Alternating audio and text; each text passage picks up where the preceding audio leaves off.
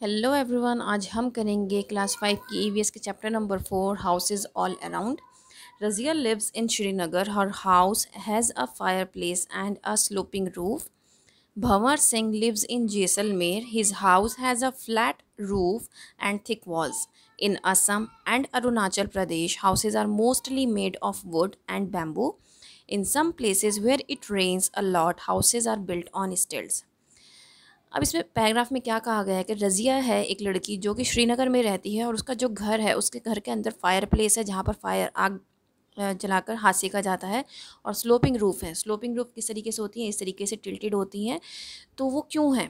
क्योंकि श्रीनगर में आपको पता है बर्फ़ बहुत ज़्यादा पड़ती है, ठंड बहुत ज़्यादा रहती है। तो जो बर्फ़ पड़ेगी तो वो यहाँ से स्लोप के थ्रू वो नीचे गिर जाए, इसलिए होती है। और फायर प्लेस इसलिए होता है क्योंकि ठंड बहुत ज़्यादा होती है। भंवर सिंह जैसलमेर में रहता है। जैसलमेर में गर्मी बहुत होती है, इसीलिए वहाँ की जो रूफ़ है, जो रूफ़ होती हैं वो बिल्कुल फ्लैट होती है ताकि आप घरों से बाहर निकल के भी छतों पर सो सकें। ठीक है। फिर उसके बाद थिक वॉल्स होती हैं। थिक वॉल्स इसलिए होती है ताकि घर ठंडे रह सकें।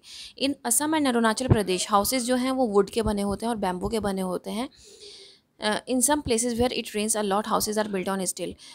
स्टिल्ट हाउसेज ऐसे होते हैं जहाँ पर बहुत ज़्यादा फ्लड्स आते हैं और बहुत ज़्यादा हैवी रेनफॉल होती रहती है, तो उनके जो हाउसेज हैं वो ऐसे स्टिल्ट हाउसेज बने हुए होते हैं, बैम्बू पे ऊपर बने हुए होते हैं ताकि उनके घरों में पानी ना जा सके। ठीक है। Why do you think these houses are so different from each other? आपको क्या लगता है कि हाउसेज एक दूसरे से कैसे अलग हैं? ठीक है, इनमें बहुत ज़्यादा फैक्टर्स हैं। आप समझ सकते हो कि कुछ ऐसे फैक्टर्स हैं जो इंक्लूड किए गए हैं यहाँ पर, जैसे क्लाइमेटिक कंडीशंस है जो आप देख चुके हो। सब में क्लाइमेटिक कंडीशंस बहुत मैटर करता है। दूसरी बात, मटेरियल आप कौन सा यूज़ कर रहे हो वो है। फिर तीसरी बात ये होती है कि आपका बजट कितना है, आप पैसा कितना लगा सकते हो अपना घर बनाने में। तो ये भी एक बहुत बड़ा मैटर है।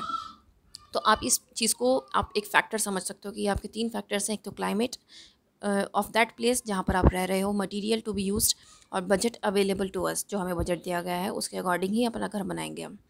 देन आती है बात क्लाइमेट की। In places where the climate is hot houses have thick walls and the flat roofs. जहाँ पर बहुत ज़्यादा गर्मी होती है तो हाउस की जो वॉल्स हैं वो बहुत ज़्यादा मोटी होती हैं, थिक वॉल्स होती हैं और फ्लैट रूफ होती हैं, जैसा आप ये देख सकते हैं। Thick walls keep the inside of the house cool. जैसे कि मैंने आपको बताया, थिक वॉल्स क्या करते हैं, घर को ठंडा रखने में मदद करते हैं। और फ्लैट रूफ जो है वो स्लीपिंग, अगर लोग बाहर छत पर सोना चाहते हैं गर्मी ज़्यादा होने की वजह से, तो वो छत पर सो सकते हैं, इसलिए फ्लैट रूफ बनाई जाती हैं। In places where it rains a lot and the climate is hot and damp. ऐसी जगह जहाँ पर बहुत ज़्यादा बारिश होती है और बहुत ज़्यादा गर्मी है और डैम्प है प्लेसेस, तो houses are often built on stilts. ठीक है। वहाँ पर हाउसेज कैसे बनाए जाते हैं? स्टिल्ट पर बनाए जाते हैं। स्टिल्ट हाउसेज होते हैं वहाँ पर। स्टिल्ट हाउसेज कैसे होते हैं? ऐसे होते हैं। These houses, built a few feet above the ground on raised platforms, remain safe from floods. The sloping roof of houses on hills do not allow rainwater or snow to collect and make the houses damp and cold. Most houses in cold areas have fireplace to keep the inside of the house warm. आपको मैंने ये सब चीज़ें पहले ही समझा दी हैं कि अगर श्रीनगर में किसी का घर है तो वहाँ पर फायरप्लेस इसीलिए है ताकि वहाँ पर ठंड बहुत ज़्यादा होती है, क्योंकि बहुत ज़्यादा ठंड होती है तो लोग अपने घर को गर्म रखने के लिए फायर जलाते हैं। दूसरी बात ये, वहाँ पर जो रूफ़ होती है वो स्लोपिंग रूफ़ होती हैं। वो इसलिए होती है ताकि वहाँ पर कोई भी बर्फ़ जो है, क्योंकि बर्फ़ बहुत पड़ती है, ठंड बहुत होती है, तो बर्फ़ ना इकट्ठा हो सके, क्योंकि बर्फ़ इकट्ठी हो जाएगी तो घर में ठंडक होगी। तो ठंड से बचने के लिए वहाँ पर स्लोपिंग रूफ़ होती हैं। फिर बहुत सारे ऐसे एरियाज़ होते हैं जहाँ पर फ्लड्स वगैरह आती हैं, तो इसीलिए वहाँ पर कौन से हाउसेज़ होते हैं? स्टिल्ट हाउसेज़ होते हैं। ठीक है। Now building material, bricks and stones keep a house cold in hot weather. Bricks और स्टोन्स जो हैं वो हाउस को ठंडा रखते हैं गर्मियों के समय में। Houses in hilly areas need to be built easily and quickly, therefore houses was built on bamboo and wood. जो हिली एरियाज़ होते हैं वहाँ पर क्योंकि घर बहुत जल्दी बनने होते हैं, इसीलिए वहाँ पर बैम्बू और वुड से बनाए जाते हैं। In those places which have frequent earthquakes houses are mostly built of wood. ऐसी जगह जहाँ पर बहुत जल्दी जल्दी अर्थक्वेक्स आते हों वहाँ पर आपको जो घर हैं वो वुड के बने हुए मिलेंगे, क्योंकि इससे जो कोलैप्स होते हैं, जब डैमेज होता है कोई भी अर्थक्वेक आने के बाद, तो वो ज़्यादा नहीं होता है। ठीक है।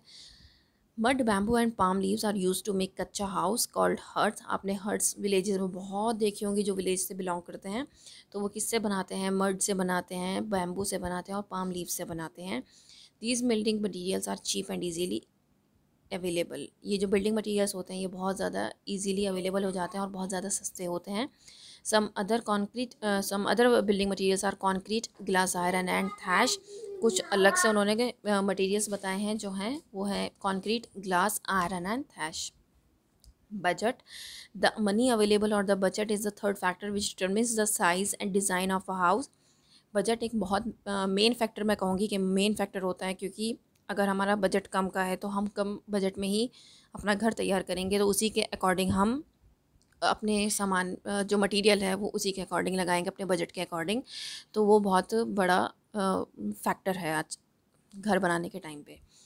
तो उसी के अकॉर्डिंग आपका डिज़ाइन होगा घर का, उसी के अकॉर्डिंग आपका साइज़ होगा घर का कि कितने स्क्वायर फीट में आपका घर बनेगा। Less money is needed to build a small hut, on the other hand lakhs of rupees are needed to build a permanent house. बहुत कम पैसा चाहिए अगर आपको एक छोटी सी झोपड़ी बनानी है, हट बनानी है, लेकिन आपको बहुत सारे लाखों रुपए चाहिए अगर आपको एक परमानेंट हाउस चाहिए। In big cities where there is a shortage of space, people build high-rise buildings societies. Sometimes they form cooperative housing societies to save on space and money. जैसा कि आप देख सकते हैं दिल्ली में ही, दिल्ली, नोएडा, ग्रेटर नोएडा, आप देख सकते हैं हाई राइज बिल्डिंग बन रही हैं। वो इस क्यों बनती हैं? ताकि आप समय की और स्पेस की और पैसे की, तीनों की बचत कर सकें, इसलिए हाई राइज बिल्डिंग बनाई जाती हैं। Things to remember, there are some points to be kept in mind before, during and after the construction of a house. हमें कुछ ऐसी बातें हैं जो बहुत ध्यान में रखने की ज़रूरत है जब हम अपना घर बना रहे हैं।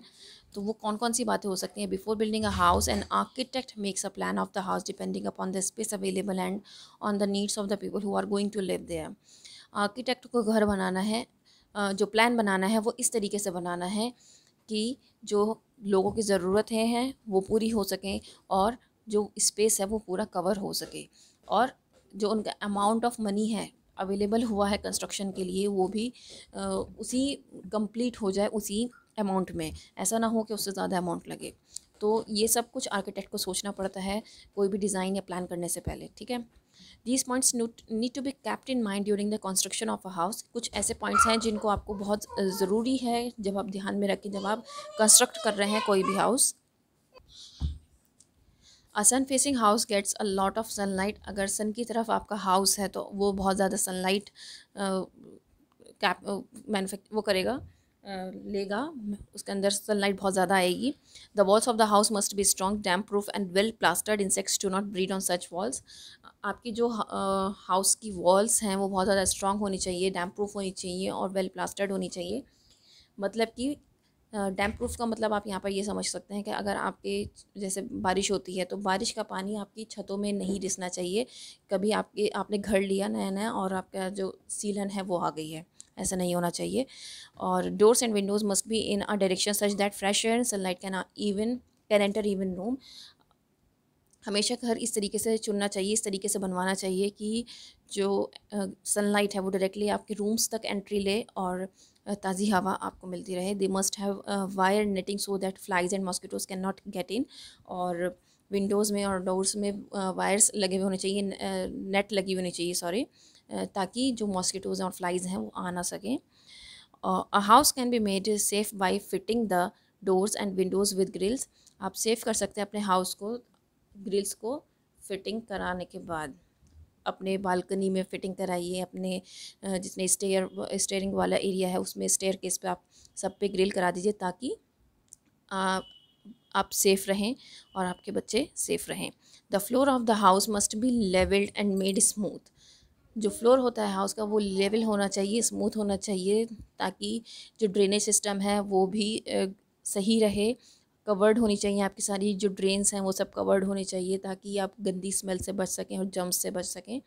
Once the construction is over, proper care must be taken of the house. जैसे ही आपका घर कंप्लीट हो जाता है बनकर, कंस्ट्रक्शन कंप्लीट हो जाता है, तो प्रॉपर केयर चाहिए होती है घर को। The house must always be kept clean. हमेशा घर आपका साफ रहना चाहिए। फ्लोर्स आपके बिल्कुल साफ़ रहने चाहिए, रोज़ाना पोछा लगाना चाहिए। The walls, Windows, doors and other parts of the house must B dusted regularly हमें डस्ट करना चाहिए, डस्टिंग करनी चाहिए। और पीरियडिकली आपको पेंट भी कराते रहना चाहिए ताकि जितनी भी गंदगी है वो निकलती रहे। The kitchen, the bathroom and the latrine must be washed and disinfected regularly. Kitchen, bathroom और लेट्रिन वाला पार्ट जो है वो आपको पूरा रेगुलरली साफ़ करना है, डिसइंफेक्टेड नहीं होना चाहिए, सॉरी डिसइंफेक्टेड नहीं रहना है उसको। The area surrounding the house must be kept clean, तो एरिया है उसको the area surrounding the house must be kept clean, हमें जो अपने आसपास का एरिया उसको बिल्कुल क्लीन रखना है और पूरे एरिया को हमें डिसइंफेक्टेड रखना है ताकि कोई भी इन्फेक्शन हमारे आसपास ना आ सके। उम्मीद करती हूँ समझ में आ गया होगा, कोई गलती हो जाए तो माफ़ कर दीजिएगा। फिर मिलती हूँ एक नई वीडियो में, तब तक के लिए शुक्रिया।